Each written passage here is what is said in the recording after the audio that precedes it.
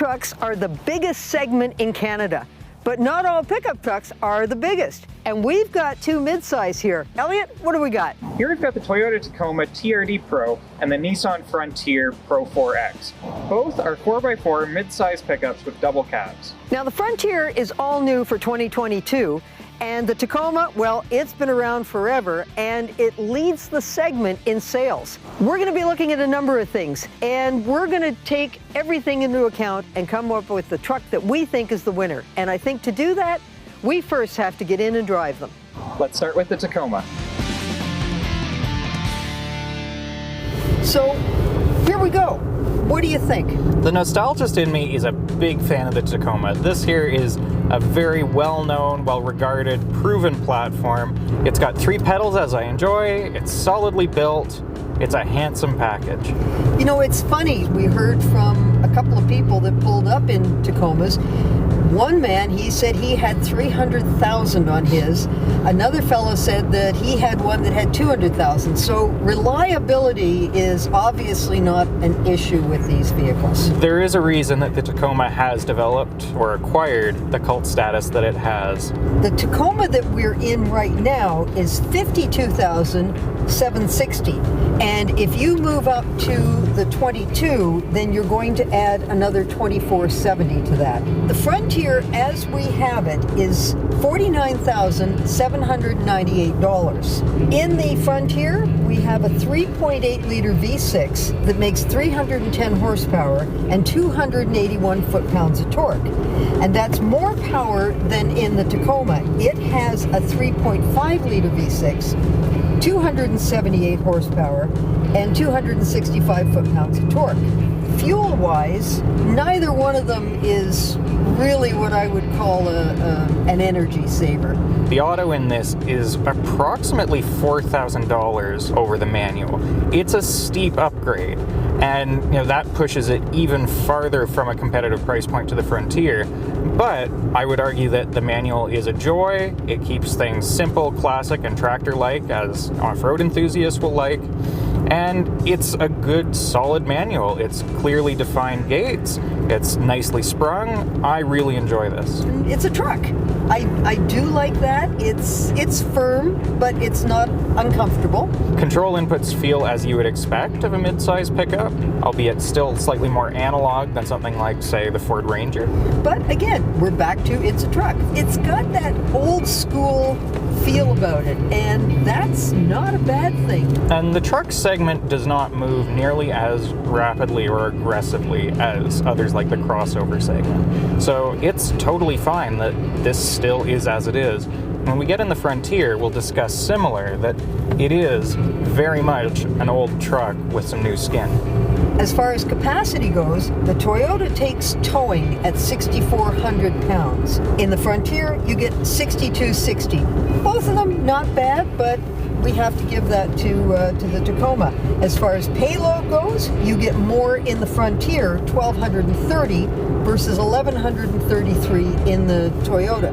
But one thing I will say is that when you look at the beds of both of them, they both have movable cleats, which is great for tie downs. But the Tacoma has indentations where you can put in lumber for dividers, to put in bikes and things like that. I think that is a really good idea.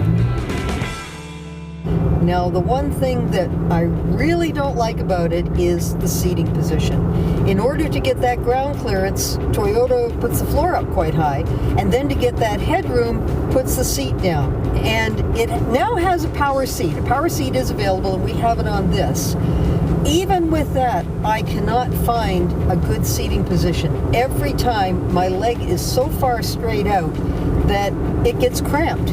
I've been fortunate in that I've been able to get reasonably comfortable in this. I've sort of scooped my seat bottom up like an old sports car, and so I sort of fall back and I get enough bend in my knee that it's comfortable to operate the clutch. Without that, though, it can be unpleasant, especially if you're expecting a very upright, truck-like seated position. Now, as far as features go, you get a 120-volt outlet in the bed of both, but in the Frontier, you also get one inside the cabin. Of course, Apple CarPlay and Android Auto, emergency front braking, lane departure assist, blind spot assist, high beam assist, wireless charging. It is more expensive, but you do get a lot for the price. Having said that, the infotainment remains a sore spot here in the Tacoma. Toyota's infotainment hasn't evolved much in several years, and while it's got a nice looking bezel, the interface itself leaves a lot to be desired. It's slow, many functions are app dependent on a mobile phone, and at that point you really are just better using your CarPlay or Android Auto.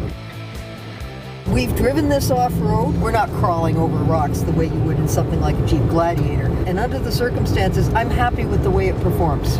It does perform well. It has the natural drawback of the length of a pickup truck, so you're not going to have the same great breakover angles as you would in something shorter, such as a Jeep Wrangler. But yes, doing what it does, it maintains traction effectively with the rear LSD. And here we are. And it makes you smile as you have to refocus through the bumps. There we go. Love it. I mean, I can see why it's a leader in the segment, but we still have a Frontier to drive. We do. So let's get into that.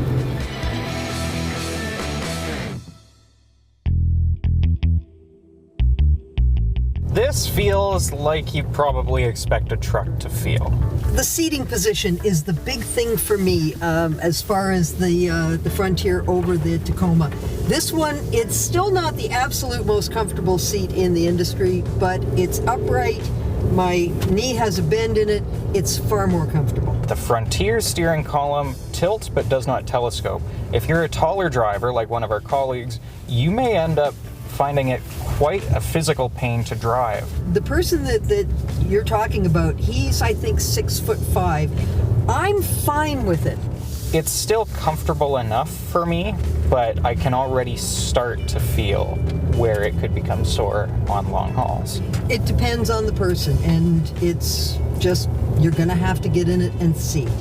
So off-roading the Frontier, it is, I believe we would agree, slightly smoother actually than the Tacoma, despite having 1 inch less tire sidewall. It comes with an electronically lockable rear differential versus the Tacoma's limited slip. Comes with 3 skid plates underneath, same as the Tacoma. Now this comes with 4-wheel disc brakes, whereas the Tacoma still actually comes with rear drums. If you're slamming on the brakes after going through a puddle, that is something that may actually bite you. But otherwise, the Tacoma remains fine on that setup as it has for all these years. One other area where both of these trucks still show their age beneath the skin is in driving assists. These do not feel quite so modern as a lot of the competitors, particularly Ford. Both vehicles have decent adaptive cruise control, but neither of them have actual lane keep assist. They only have lane warnings, which are impotent and really rather annoying. Both of them have emergency front braking.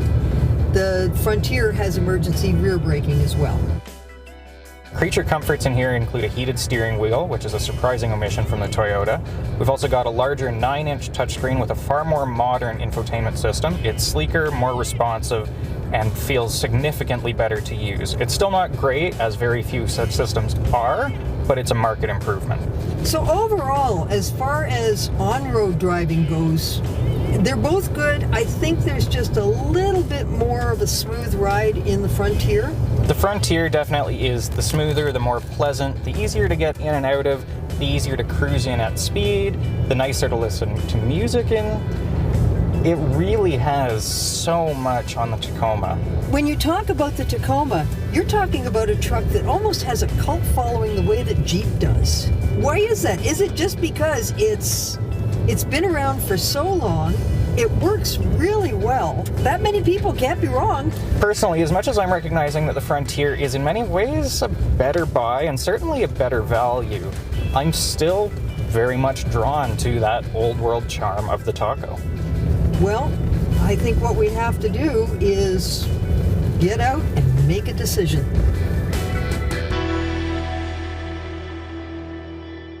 So we've had them on the road, we've had them off the road.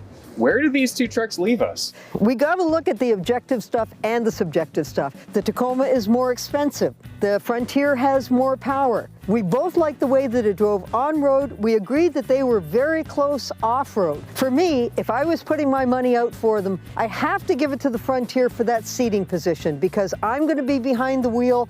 I've got to be comfortable, and in the Tacoma, I just can't be. Objectively, but begrudgingly, I agree that this is the better place to put your money.